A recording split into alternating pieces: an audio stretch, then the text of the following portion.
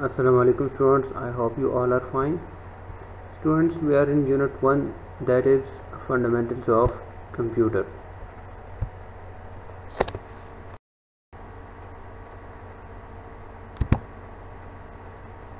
In the last lesson we were talking about the computer hardware and we discussed some of the hardware devices, that is input devices, as we discussed in the last unit. Further we discussed the system unit and the motherboard and processor which is inside the system unit, and we discussed these things in the last lesson. Further we discussed the ALU, CU and registers, which are the components of a microprocessor, and we discussed its functions. In today's lesson we will talk about the storage devices, and further we will discuss the output devices and in the coming lessons we will talk about the memory and its different types. Storage devices. Storage devices refer to the media on which data, instructions and information are stored. Storage is also known as backing storage or secondary storage. Most computer systems have memory and backing storage. Backing storage is necessary because memory is volatile and usually limited. So whenever we want to store data or information on permanent basis, for that purpose we will use the backing storage devices or secondary storage devices, which stores the data on permanent basis. 4 common types of storage devices are hard disk, compact disk, memory card and USB flash drive. These are the 4 commonly used storage devices which are mentioned in your book. First one, hard disk. A hard disk is a large backing storage device. It consists of several inflexible circular disks called platters on which items are stored electronically. Items means data is stored electronically. The hard disk in most desktop and laptop computers is housed inside the system unit and is considered fixed disks because being not portable. So it is a fixed device inside the system unit and it's not a portable device. Hard disks are sealed tightly to keep out of contaminants, for example dust and smoke particles, which may result in a head crash. So that's why it is sealed tightly, so that it can be protected, or the disks inside the hard disk can be protected from contaminants like, for example, dust or other smoke particles. Students, here in this picture we can see the internal structure of a hard disk, which consists of disks on which the data is stored and an arm to which the read-write head is connected. With the help of this read-write head, it is used to read or write information on the disks. The actuator actually moves this arm on the disks. It helps the arm to move to different points on the disks for reading and writing data. Further, spindle is also shown, which is the central point of these disks. The saved files are shown with the help of this curve. This is the front of the hard disk, and the circuit board is shown. This is actually the interface through which it is connected with the motherboard with the help of a system bus, or we call it data bus. Second permanent storage device or backing storage device, that is compact disk. A compact disk, or in short we call it CD, is a flat round portable storage medium that is usually 4.75 inches in diameter and less than 1/20th of an inch thick. Compact discs store items by using laser beam. So a laser beam is used to store data on compact discs. Here in this table some additional information is also mentioned. This is just for your knowledge. In this table different types of compact discs are shown, their description and capacity and compatibility is shown. First one is CD-ROM. ROM stands for read-only memory. So a compact disc which is just a read-only is called CD-ROM. It known as read-only disk. It's usually used to store commercial programs and data. You can't add or delete information on a CD-ROM. Its capacity is 650 MB and is compatible with most of the computers or devices. Second type is CD-R. It allows the user to burn files to the disk more than one time. Each time of burning called session. But you can't delete files from CD-R since it is a mastered disk and each burn is permanent. Its capacity is also from 650 MB to 700 MB. It says that you should close the session in order to read the disk in different computers.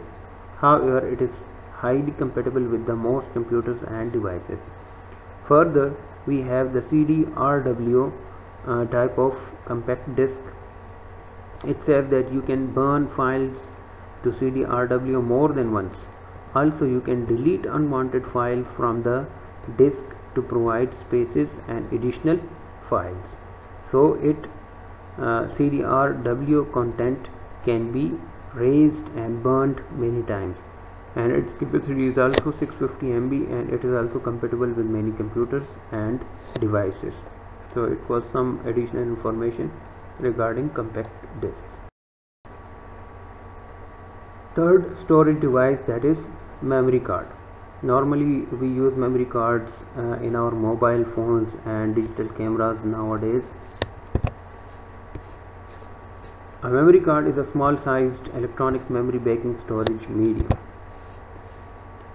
When the card is inserted into a specialized card reader, the information on the card is read and if necessary written. So it is also a read-write memory, which means that we can store information inside the memory card and also we can delete information from the memory card.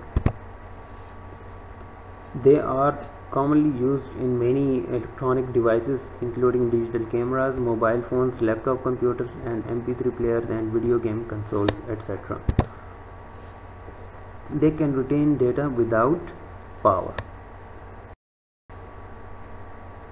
Fourth storage device, that is USB flash drive. A USB flash drive consists of a flash memory data storage device integrated with a USB universal serial bus interface. USB stands for Universal Serial Bus, and in reality actually this storage device is called flash drive, but the port or the interface in which it is plugged in, that port is called USB port. So that's why this kind of memory is called USB flash drive, just because of that USB port, and USB stands for Universal Serial Bus. USB flash drives are removable and rewritable and physically much smaller than other storage mediums. Yes, it is also a read-write memory. We can store data and we can delete data or files from USB, and further it is much smaller as compared to the other storage devices like for example hard disk and compact disks. So as compared to those storage devices, it is much smaller in size. USB flash drives are used for the same purpose for which other backing storage mediums are used. Now, output devices. An output device is any hardware component that can display information to a user. Information is always the results of processed data. They are called information. So whenever we input any data to the computer by using input devices, then after processing, that data is transformed into a meaningful information, and that information is displayed or is conveyed to the users with the help of output devices. So output devices are also hardware components of a computer which display the information or the processed data to the users. Examples of output devices are CRT monitor. CRT stands for cathode ray tube. This was the old technology used for monitors, cathode ray tube monitor. Maybe you already know cathode ray tubes. Nowadays we use the LCD monitors, LCD screen monitors. LCD stands for liquid crystal display. Liquid crystal display. So nowadays we are using LCD monitors. These are the output devices for displaying data or information on the screen. Further, we have speakers. Speakers are also type of output devices for voice. For voice type of data or information, we use speakers as output devices, and for input we use the microphone, as we discussed in the last lesson. It's a plotter. Plotter is a large scale printer, and it is used for printing large sized charts or panafflexes or other graphs, etc. And it's a heavy duty printer. It prints large sized frames or charts or graphs or maps. Those are printed with the help of plotters. For normal page size printing, we use the small printers, and there are different types of printers available in the market, but the latest one is laser jet printers. They use the laser beam for printing or the laser technology for printing documents. The older technology is dot matrix printer, which uses the old technology for printing. Further, we have the multimedia projector, which is also an output device, and we use it normally in our classes, in universities or at schools, in computer labs, and in different meetings. Nowadays multimedia projectors are used to display presentations to the audience on a large screen or on a wall. So it has a bigger image as compared to the normal computer desktop screen or laptop screen. So it is also used as an output device. Okay students, that's it for today. If you have any question, you can ask me in the comments, and don't forget to subscribe my channel Computer Tuition Academy. Thanks a lot. Take care. Allah Hafiz.